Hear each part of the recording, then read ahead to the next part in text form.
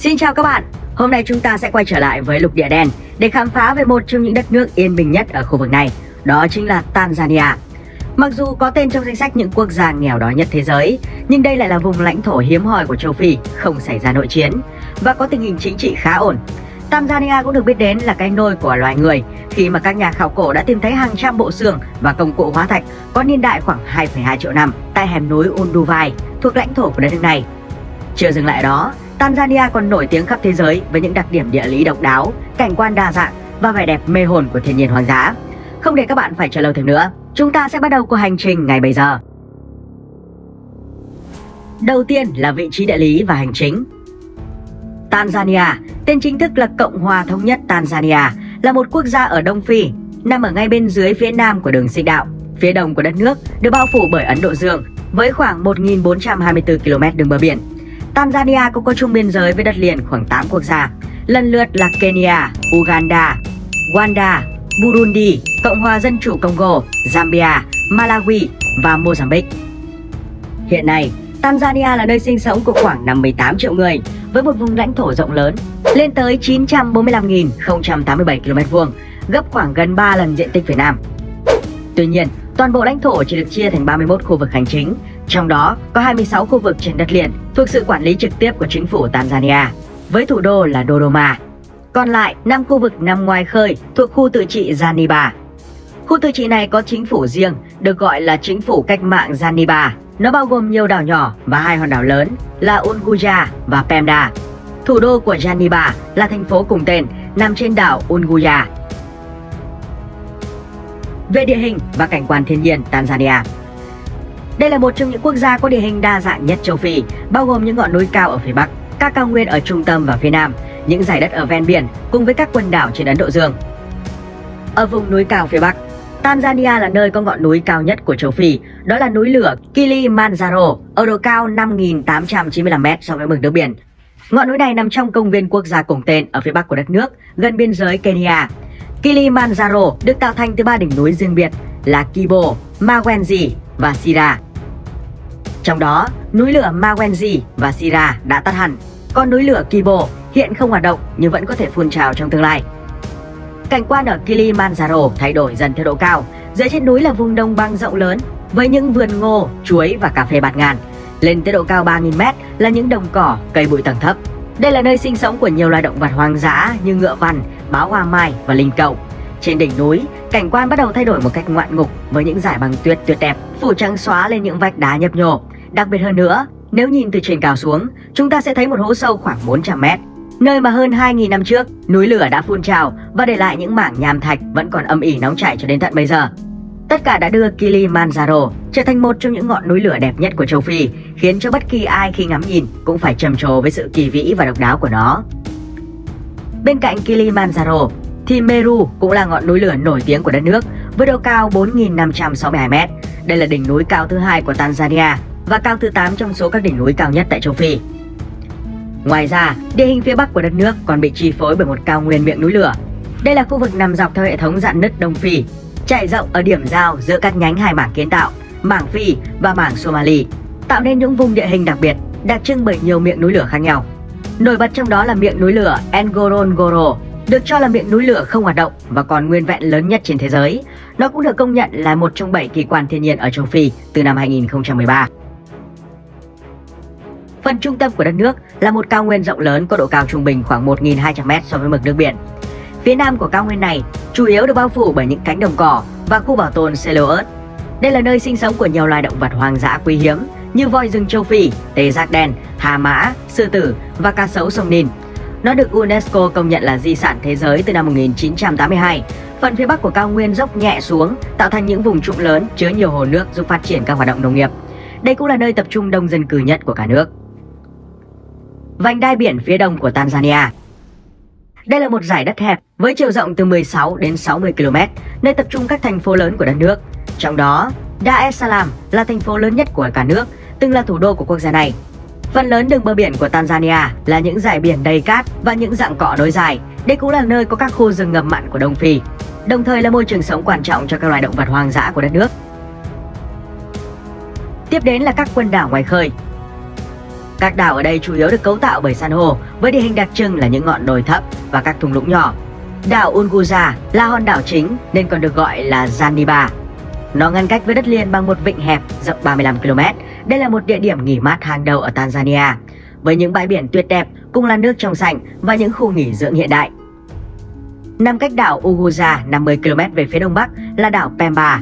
Hòn đảo này thường được gọi là đảo xanh vì nó có nhiều đồi núi và đất đai màu mỡ hơn các hòn đảo còn lại. Các cây trồng chủ yếu ở đây là đinh hương, lúa, dừa, chuối và sắn. Ngoài ra, Tanzania còn có đảo Mafia nằm ở ngoài khơi bờ biển phía đông của đất nước, đối diện với đồng bằng sông Rufiji. Mặc dù cũng là một hòn đảo lớn của quần đảo Zanzibar, nhưng về mặt hành chính, nó lại không thuộc khu tự trị này. Đảo Mafia là một quần đảo của quận Mafia, thuộc vùng duyên hải Pwani của Tanzania. Các hệ sinh thái chính ở hòn đảo này là đầm lầy ngập mặn, rừng ven biển và đồng cỏ. Về hệ thống sông hồ, Tanzania có 3 trong số các hồ lớn của châu Phi chảy qua lãnh thổ của đất nước. Ở phía bắc là hồ Victoria với diện tích bề mặt khoảng 59.947 km². Đây là hồ lớn nhất châu Phi và là hồ nước ngọt lớn thứ hai trên thế giới. Khoảng một nửa diện tích của hồ nằm trong lãnh thổ của Tanzania, phần còn lại được chia sẻ giữa Uganda và Kenya. Dọc theo biên giới phía tây của Tanzania là hồ Tanganyika. Đây là hồ sâu thứ hai trên thế giới, đồng thời cũng là hồ nước ngọt lớn thứ 5 trên thế giới. Với diện tích bề mặt khoảng 32.900 km², nó được chia sẻ với 3 quốc gia khác là Burundi, Cộng hòa Dân chủ Congo và Zambia. Cuối cùng là hồ Malawi ở phía nam của đất nước. Đây là hồ nước ngọt lớn thứ 8 trên thế giới, với diện tích bề mặt khoảng 29.600 km². Nó chảy qua lãnh thổ Tanzania, Malawi và Mozambique. Sông Ruvuma là con sông dài nhất ở Tanzania. Nó chỉ dài khoảng 800 km và tạo thành phần biên giới phía nam của quốc gia này với Mozambique. Ruvuma bắt nguồn từ đồng bằng phía đông của hồ Malawi, trên những ngọn đồi gần Songea và chạy về phía đông trước khi uốn cong về phía bắc để đổ ra Ấn Độ Dương. Một số con sông khác ở Tanzania cũng đổ ra Ấn Độ Dương như sông Pangani, sông Wami và sông Rufiji. Bên cạnh đó, ở phía tây còn có sông Malagarasi chảy vào hồ Tanganyika và cuối cùng hợp lưu với sông Congo để đổ ra Đại Tây Dương. Về khí hậu, Tanzania được đặc trưng bởi kiểu khí hậu nhiệt đới và nhiệt độ trung bình năm từ 25 đến 27 độ C. Tuy nhiên do địa hình đa dạng nên khí hậu của đất nước có sự khác biệt đáng kể giữa các khu vực. Vùng đất thấp ven biển là nóng ẩm với lượng mưa trung bình năm từ 1.000 đến 1.300 mm. Vùng cao nguyên trung tâm thời tiết mát mẻ hơn nhưng lại là nơi khô hạn nhất của cả nước, chỉ nhận được lượng mưa trung bình khoảng 510 mm mỗi năm. Các vùng núi cao có khí hậu ôn đới với mùa hè mát mẻ và mùa đông không quá lạnh. Các hòn đảo ngoài khơi có mưa nhiều, lượng mưa hàng năm thường lên tới 1.520 mm. Về đa dạng sinh học, Tanzania tự hào là một trong những quốc gia có hệ động vật phong phú nhất của châu Phi, đặc biệt là động vật hoang dã. Đất nước Đông Phi rộng lớn này chiếm khoảng hơn 20% loài động vật có vú của thế giới. Rất nhiều trong số đó thuộc dạng quý hiếm và có nguy cơ tuyệt chủng. Tanzania có tới 17 vườn quốc gia và các khu bảo tồn, chiếm khoảng 38% diện tích cả nước. Quốc gia này cũng là điểm đến hàng đầu của những du khách yêu thích thiên nhiên và đặc biệt là các nhà làm phim tư liệu về động vật hoang dã trên khắp thế giới. Vườn quốc gia Serengeti là công viên quốc gia lâu đời và nổi tiếng nhất ở Tanzania.